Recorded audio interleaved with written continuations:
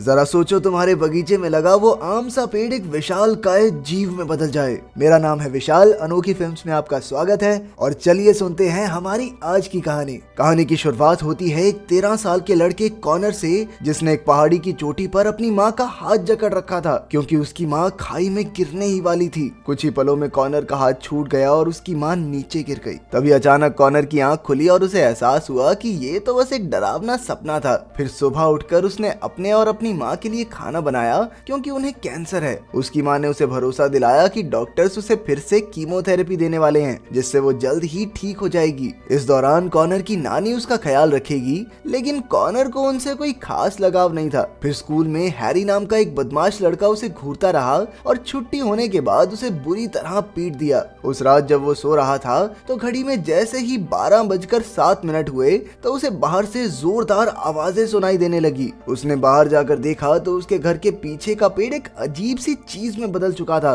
Connor ने उसे चले जाने को कहा, लेकिन वो पेड़ वाला मॉन्स्टर कहने लगा कि कॉनर को उसकी बातें सुननी ही होंगी, मतलब चॉइस नहीं है भैया आपके पास। मॉन्स्टर ने कहा कि वो फिर से लौट कर आएगा और उसे 3 कहानियां सुनाएगा, जिसके बाद कॉनर को भी अपनी एक सच्ची कहानी सुनानी होगी। ये वही सच होगा जिससे कॉनर सबसे ज्यादा डरता है। इसके बाद अचानक कॉनर अपने कमरे में पहुंच गया जो पत्तों से भरा हुआ था। पत्तों को देखकर वो समझ गया कि जो भी उसने देखा वो कोई मामूली सपना नहीं था। फिर अगली सुबह उसकी नानी घर आ गई, लेकिन कॉनर ने उन्हें वापस लौट जाने को कहा। उसे पूरा यकीन था कि इलाज के बाद उसकी माँ पक्का ठीक हो जाएगी। उस रात नानी उसके कमरे में सो गई और कॉनर को हॉल में सोना पड़ा। जैसे ही घड़ी में 12:07 हुए तो कॉनर ने खिड़की से देखा कि वो मॉन्स्टर बाहर खड़ा था। अब उस मॉन्स्टर ने कॉनर को अपनी पहली कहानी सुनाई। सैकड़ों साल पहले एक राजा था जिसके सारे बेटे राक्षसों से जंग लड़ते हुए मारे गए। उसका आखिरी वारिस उसका पोता था जिसे पूरे राज्य के लोग बहुत पसंद करते थे। बाद में बूढ़े राजा ने दूसरी शादी कर ली और सारी प्रजा को लगा कि रानी राजा को जहर देकर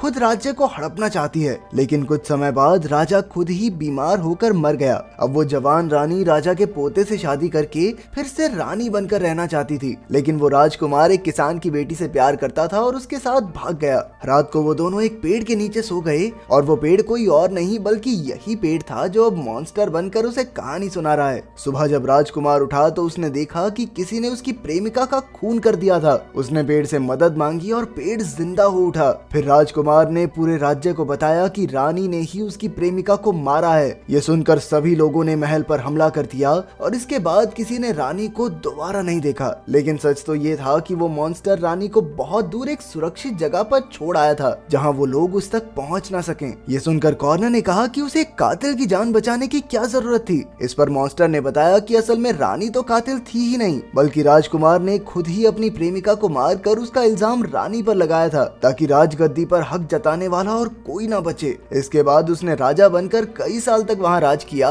और लोग उसके राज में काफी खुश भी थे। कॉनर को ये समझ नहीं आया कि राजकुमार बुरा होने के बावजूद भी एक अच्छा राजा कैसे बना। इस पर मॉन्स्टर ने उसे समझाया कि दुनिया में कोई भी आदमी अच्छा या बुरा नहीं होता, बल्कि हर इंसान में अच्छाई और बुराई दोनों छिपी होती हैं। अगले दिन स्कूल में हैरी फिर कॉनर को घूरता रहा और बाद में उसे खूब पीटा। घर पहुंचकर कॉनर को पता चला कि उसकी मां पर कीमोथेरेपी का कोई फायदा नहीं हुआ और अब उसके पिता भी अमेरिका से उनके पास आ रहे हैं। कॉनर की मां ने कहा कि यहाँ बात नहीं बन रही, अब वो किसी और हॉस्पिटल से इलाज करवा कर जल्दी से ठीक हो जाएगी। क्योंकि घर पर उसका ख्याल रखने वाला कोई नहीं था तो अब कॉनर अपनी नानी के घर रहने लगा। नानी ने उसे घर की किसी भी चीज को हाथ लगाने से साफ मना किया था। कुछ देर बाद कॉनर के पिता उससे मिलने आए और दोनों बाप बेटा एक रेस्टोरेंट में गए। उसके पिता अपनी दूसरी पत्नी और बेटी के साथ अमेरिका में रहते थे, इसलिए कॉनर अपने पिता को काफी मिस किया करता। वो अपनी नानी के घर नहीं रहना चाहता था।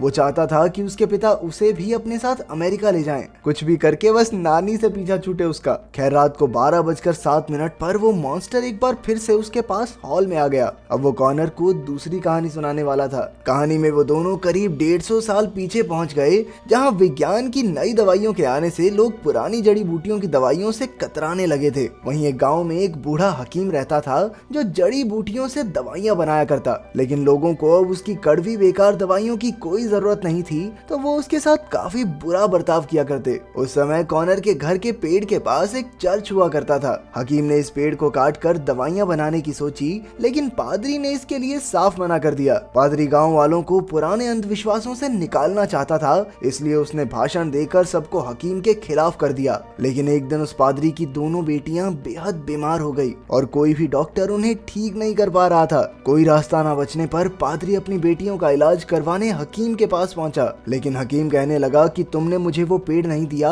जिससे मैं कई लोगों को ठीक कर सकता था, और फिर सबको मेरे खिलाफ भड़का कर मुझे बर्बाद कर दिया। अब मैं इतना अच्छा भी नहीं कि तुम्हारी मदद करूं। पादरी ने अपनी बेटियों की जान बचाने के लिए कहा कि जो पेड़ उसे चाहिए वो ले सकता है, और अब से वो लोगों को हकीम के हक में भाषण देगा। वो अपनी बेटियों की जान बचाने के लिए भगवान पर अपने विश्वास तक को छोड़ने को तैयार था। लेकिन हकीम ने कहा वो सब तो ठीक है, लेकिन अब कुछ नहीं हो सकता। अगली सुबह पादरी की दोनों बेटियों की मौत हो गई। उस रात वो पेड़ फिर से मॉन्स्टर में बदल गया तो कॉनर को लगा कि इस बार वो हकीम को सजा देगा, क्योंकि उसने पादरी की बेटियों की कोई मदद नहीं की। लेकिन वो तो उल्टा पादरी के घर को तहस नहस करने लगा। तब जाकर पेड़ ने उसे समझाया कि चाहे वो हकीम कितना ही लालची, अड़ियल और बेकार आदमी क्यों ना हो, लेकिन वो हमेशा लोगों की बीमारियों को ठीक करता था। वहीं पादरी अपनी बेटियों के लिए उस विश्वास को भूलने को तैयार था जिसके दम पर उसने इतने सारे लोगों को हकीम के खिलाफ किया। वो लोग उस पर भरोसा करते थे, उसका कहा मानते थे। अगर उसने हकीम को पेड़ दे दिया होता तो न जाने कितने लोगों की जान बच जाती।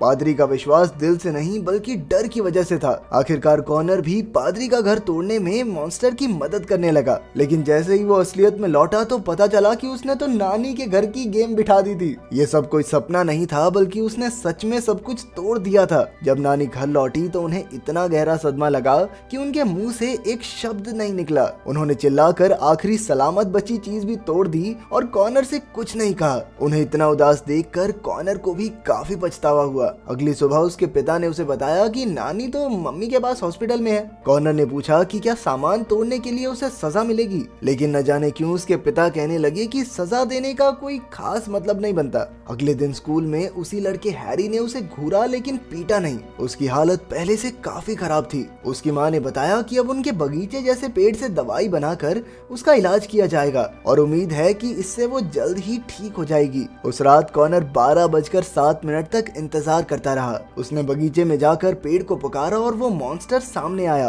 कॉनर ने पूछा कि उसकी माँ ठीक तो हो जाएगी ना, लेकिन मॉन्स्टर के पास इसका कोई जवाब नहीं था। उसने कहा कि अभी वो तीसरी कहानी के लिए तैयार नहीं है, और फिर आखिरी कहानी के बाद कॉनर को अपनी सच्ची कहानी भी तो सुनानी है। बाद में कॉनर फिर से वही सपना देखता है जहां उसकी माँ का हाथ छूटा और वो खाई में गिर गई। इसी तरह कई दिन बीत गए, लेकिन वो मॉन्स्टर वापस नहीं आया। स्कूल में हैरी उसे हर रोज परेशान करता रहा, लेकिन एक दिन 12:06 पर उसने कॉनर से कहा कि अब वो उसे कभी परेशान नहीं करेगा। वो कहने लगा कि असल में कॉनर खुद चाहता था कि कोई तो उसे परेशान करे, क्योंकि उस बेचारे पर कोई ध्यान नहीं देता था। लेकिन अब हैरी उसे परेशान नहीं करेगा, जिससे कॉनर एक बार फिर से गायब हो जाएगा। तभी 12:07 हो गए और मॉन्स्टर ने वहां आकर कॉनर को तीसरी कहानी सुनाई, जिसमें एक आदमी था जो गायब हो गया था। असल में कोई भी उस पर ध्यान नहीं देता था, इसलिए उसके होने ना होने से कोई फर्क ही नहीं पड़ता था। इस अकेलेपन से तंग आकर उस आदमी ने एक मॉन्स्टर को बुलाया ताकि सब उस पर ध्यान दें। अचानक कॉनर के अंदर का मॉन्स्टर भी जाग गया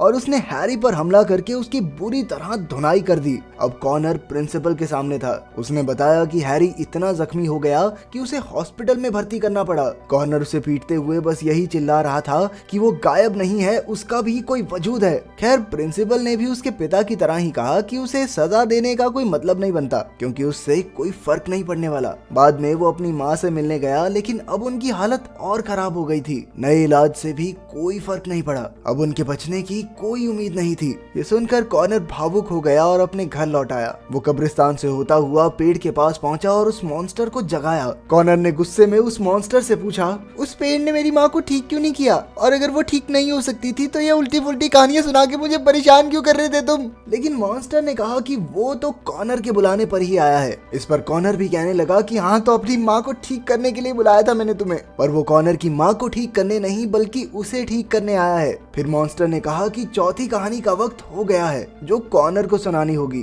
तभी कॉनर के सपने की तरह चर्च जमीन में धंसने लगा। उसकी माँ भी वहीं आसपास खड़ी थी। कॉनर ने चिल्लाकर उन्हें भागने को कहा, लेकिन जमीन में धंसते ही वो भी फिसल गई। कॉनर ने ऐन वक्त पर भागकर पहाड़ी से उनका हाथ पकड़ लिया। धीरे धीरे उसका हाथ छूट रहा था और वो खाई उसकी माँ को निगलना चाहती थी। तभी मॉन्स्टर ने कहा कि यही चौथी कहानी है, यही कॉनर का सच है। और तभी हाथ छूटा और उसकी माँ खाई में गिर गई। इसके बाद एक सहमे हुए कॉनर ने पूछा कि उसकी माँ कहाँ है? वो तो अब नहीं रही। तुमने ही तो उसका हाथ छोड़ा। अब उसे अपना सच बताना ही होगा, नहीं तो वो हमेशा के लिए इस कहानी में कैद हो जाएगा। अगर कॉनर चाहता तो कुछ देर और हाथ पकड़े रख सकता था, लेकिन उसने खुद उन्हें जाने दिया। आखिरकार तंग आकर कॉनर ने कहा कि वो अपनी माँ को बार बार मरते हुए नहीं देख सकता और वो खुद को इस दर्द से आजाद करना चाहता था। वो हमेशा से जानता था कि उसकी माँ ठीक नहीं हो सकती, लेकिन फिर भी खुद को झूठा दिलासा दे रहा था। अब उसका दिल इस दर्द को जल्द से जल्द मिटाना चाहता था। ये सब कहने के बाद कॉनर को लगने लगा कि उसकी माँ असलियत में उसी की वजह से मर जाएगी, क्योंकि उसने अपनी माँ का हाथ थामे नहीं रखा।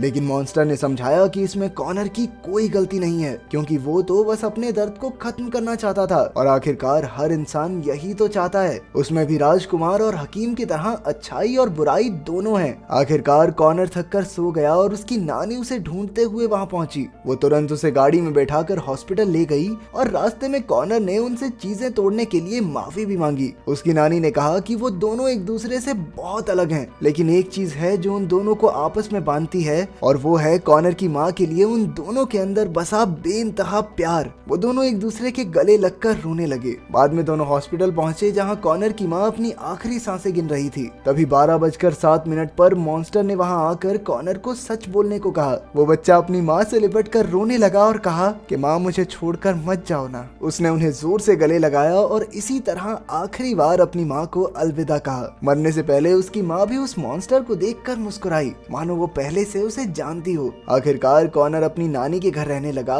जहाँ उसकी माँ का बचपन बीता था। उसकी माँ उम्र में बहुत छोटी थी जब उसके नाना गुजर गए थे, और जब उसने अपनी माँ की पुरानी किताबें देखी तो उसे पता चला कि वो मॉन्स्टर कोई और नहीं बल्कि उसके नाना ही थे। उस मॉन्स्टर ने कॉनर की तरह ही उसकी माँ को भी किसी अपने को खोने के दर्द से लड़ना सिखाया।